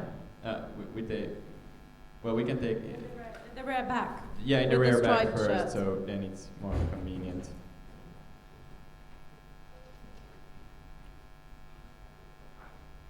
Thank you. Thanks for the opportunity for a question. Well, it was just a question on the new, in the video over there, but it didn't seem to draw the attention. My question was, I've been here in Finland for like 6-7 months, and I've been finding it so hard to find an English newspaper to read, let's say in the metro or wherever. And even in the case of job advertisement, I couldn't even see any advertisement going online, especially in the English language. So what I could only do is just translate it through the Google and find it, and in that somewhere it would say Finnish language necessity. So I'm a PhD holder specialized in retail market, and I've done it through UK, one university in UK. But it's still I want to get myself engaged in a job, and I want to find a job even in the cleaning or whatever. But it's still they require Finnish language. So forgetting it at the other half of the question, do you believe that media could play some role in providing the advertisement of the job in English? Or even there are so many recruitment agencies who do not have the website in English language. For example, Marks and Spencer, it is a British company, but they do not have their website in English language. Lidl, who is a biggest retailer and they do not have to apply for me to apply in retail sector. They do not have the position where I can apply in English language. Could you do anything to change the website for a person like experience and talent, I believe, so that it could be easier for them to apply, at least apply online in English language. So I guess this question is directed to Susanna since she's representing media. Yes, very good thoughts, very good points, and we have discussed this a lot. We have done something in English just according to this recommended refugee. We have sometimes tried to make articles, I mean they are very few, a handful. When it's something big happens, we have translated it into English. We work in Swedish, and we are a very small company, actually 200 people, editorial staff about 100, and a less number here in Helsinki working. So we actually don't have the muscles to do translation and on a daily basis. But I totally agree with you, because we have it the other way around. It's very hard for us to reach the people who don't speak Finnish and Swedish, and that is a growing amount. So of course we are trying to find ways and languages to connect. Okay, so then we had also a question from the left side, I remember. So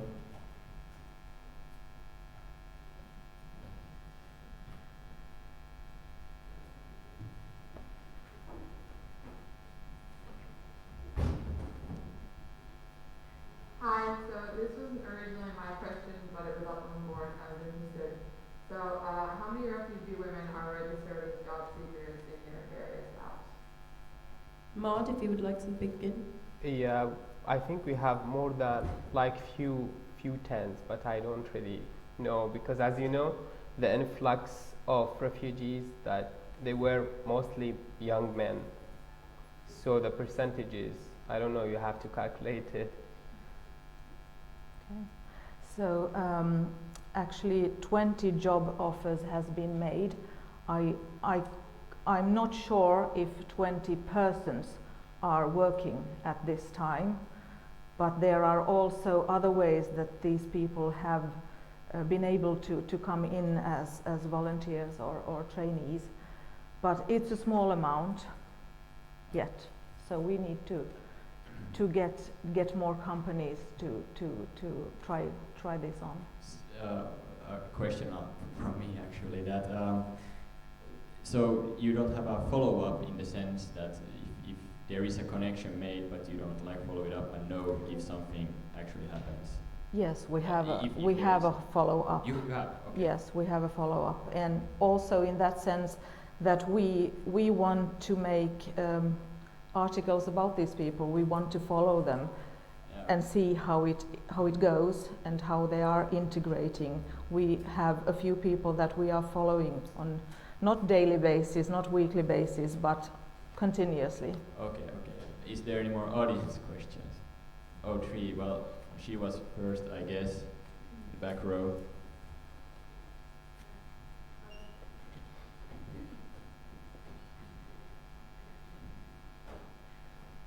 Thanks. Hi. This is really just a comment actually, because you mentioned that these two apps are quite similar, and we've noticed that there's a lot of initiatives and projects around this topic, and some are quite similar, or if everything's under the same umbrella, so to say. And I don't know if any of my friends are here from Refugee Action Tank, but we're planning an event for collaboration for all these different projects and initiatives. And I just wanted to say that something like that is coming up, hopefully in June. If I get the contact details from someone here, I can pass on the invitation then later on. But just saying that all these things are very needed, but also collaboration is needed between different initiatives and projects, so that not everybody reinvents the same wheel in their own process. Thanks.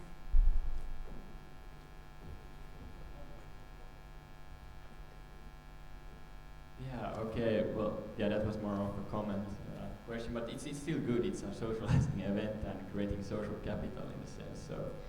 So we go forward. Who was then in the, well, I guess the gentleman in the middle of the room. I have one question to the outgraders and how do you use statistics. The first question is like what kind of employers, because here the focus has been on the migrants and refugees mostly, but what kind of employers are interested in hiring refugees? Is it like just a diverse group of employers, anybody, or a specific kind of businesses that would like to hire a refugee? And second question is, do you promote the app somehow to the potential employers, and like how do you do that work? The question is to both Mark and Susanne.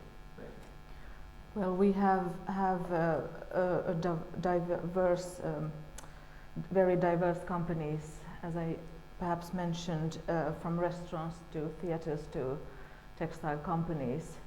But the one common thing is probably that they want to do something to engage people that has come here. So I don't see any other similarities. Perhaps some jobs, the language is not that important. Talking about skills, other things matter more. But in that sense, perhaps something in common, but different kind of companies. And we try to reach these companies by of course, our own channels, that is through HBL, that is through, we have also, in this project, we have Second Grey, a large media company also with us, doing most of the promoting work, so they're using their channels to reach the labor market and the companies in it. And of course, the Finnish Red Cross, but they work actually more with the refugees and that side. Thank you. Maud? Yeah, so we have a website where companies can register themselves as job providers. So we have an open source for all the companies to use actually. Thank you. So unfortunately we're again running out of time, and it has been really nice to hear your innovations, especially on the meeting points for refugees and companies. So to wrap up, would you have any final comments on innovation, and who do you think we should encourage to be innovative? I mean, we have been speaking here about entrepreneurship among the refugees, but how would we encourage Finns and the local population to start to think in innovative things and start to think positive, basically? Susanna, if you'd like to start. I can't say anything else that I think you should start with yourself. How am I connecting? What am I doing? How could I make an impact or make a change? And for me as a journalist, of course, the answer is also you can. I will always believe that you can change the world, you can make it better by good journalism. For example, you can tell the stories, you can point out the questions, you can do something also concrete by perhaps an app like this. So what can an individual do then if we go to the micro level? Well, we can, not everybody can hire people, of course, but if you do work at a company, you can point out the need of diversity, the need of many skills, the need to learn from each other. You can do it very, I mean, you consciously, you can have it as a plan. You can have ambitions to really think about those things and to make it an agenda. Thank you, beautiful thoughts. And Øystein? Yeah, I don't think we can have too much of different innovations and projects, and I think it's really important that we really encourage everybody to be involved in different types of projects that encourage social contacts between Finnish majority population and the immigrants. And I think everybody can be involved in creating social networks so in this way I think social networks are of course consisting of individuals making contacts. So I think this is something I think we should remember. Thank you, Maud. I think on an individual level, a person has to change his or her opinion about refugees. They have to look at them in a more positive way. They are humans and they are here. They are looking for jobs. And second, you start by spreading the word of our website, and to companies and to job providers. Do you have any tips on how to network with, for example, locals? If we think about not working, but you've got a quite wide network yourself. So how have you made connections in Finland? For refugees, you mean? Yeah. They could reach us and we could connect them. Good answer. Well, thank you to all of you. It has been a real pleasure to have you here today and to listen to your ideas. Thank you.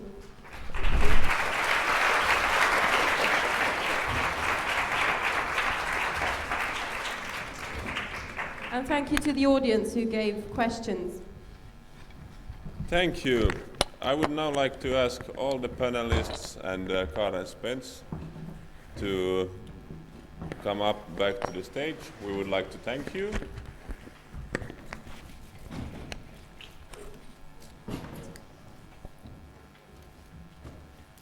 Unfortunately, Marianne and Sonja had to leave earlier, but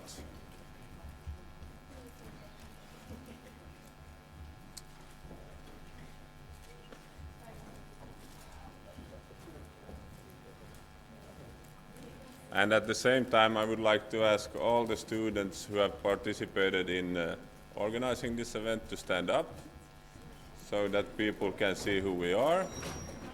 And also,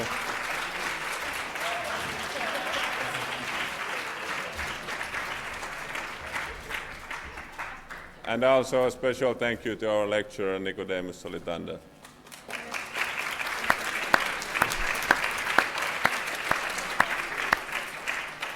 Now a few final words. Now we have time, or let's say it's time for some refreshments and snacks outside in the lobby, served by Café Damascus. And also remember to check out the photo exhibition by Harri Joensuu. It's called In Transit, and it can be found in that part of the lobby. And then there will also be some Hanken representatives to answer questions about studying here. So do we have Hanna and Natalie here? They're outside waiting for us, okay. So, thank you, and thank you for a really interesting discussion, and I hope that it will continue after this as well. So, thank you and have a nice weekend.